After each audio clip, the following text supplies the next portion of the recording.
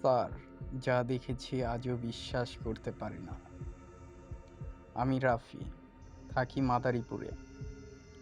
ঘটনাটা ২০২২ সালের শীতের রাতে। এমন এক রাত যেদিন আমার জীবনটা চিরদিনের জন্য বদলে যায়। সেদিন রাতে আমি আর আমার বন্ধু আসিফ মোটর সাইকেল নিয়ে ফিরছিলাম। রাস্তা শুনশান, কুয়াশা এমনভাবে পড়েছিল যে হেডলাইটের আলো ছুঁয়েই যেন অদৃশ্য হয়ে যাচ্ছে। রাত ১:৪০ হবে।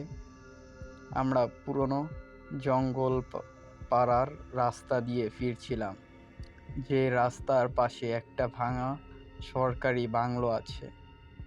অনেকেই বলে ওটা নাকি ভালো না, কিন্তু আমরা পাত্তা দেইনি। হঠাৎ আমাদের বাইক নিয়ে নিজেই বন্ধ হয়ে গেল। আসিফ বলল, ব্যাটারি নষ্ট নাকি? আমি নিচে নেমে দেখি সব ঠিক আছে। রাস্তাটা চারদিকে নীরব, শুধু কুয়াশা আর ঠান্ডা। আমার শরীর কেমন হালকা শিরশির করছিল। ঠিক তখনই বাংলো থেকে কার যেন কেঁদে ওঠার শব্দ এলো। একটা মেয়ে, কিন্তু কান্নাটা অদ্ভুত, খুব ধীরে, থেমে থেমে, যেন কেউ ব্যথায় কাঁদছে, কিন্তু চেষ্টা করছে যেন কেউ না শুনে। আমি ভাবলাম হয়তো কোনো মানুষ বিপদে পড়েছে। আসিফ ফিসফিস করে বলল, ওই কান্নাটা মানুষের নাকি?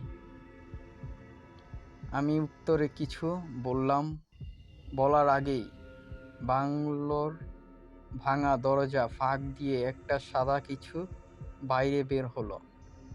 মানুষ না, আকৃতি যেন মানুষের মতোই, কিন্তু মাথাটা এক পাশে হেলে আছে।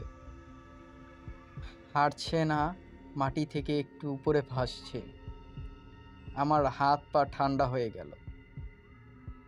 ওটার কাছে আসতেই দেখি তার চুল একদম ভেজা, মুখ দেখা যায় না, আর পুরো শরীর থেকে হুড়হুড় করে ঠান্ডা ধোঁয়া বের হচ্ছে। ও হঠাৎ থেমে গেল, মুখটা ধীরে ধীরে উঠাতে লাগলো।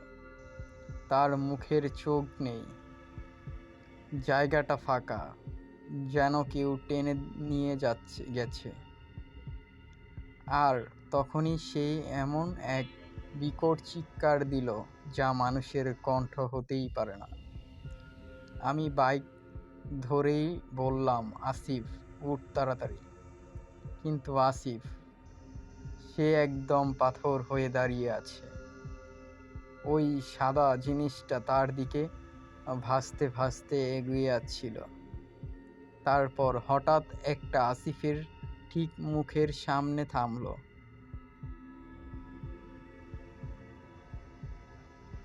তার সেই ফাঁকা চোখের জায়গা থেকে একটা কালো ধোঁয়া বের হয়ে আসছিল, আসিফের দিকে ছুটে গেল।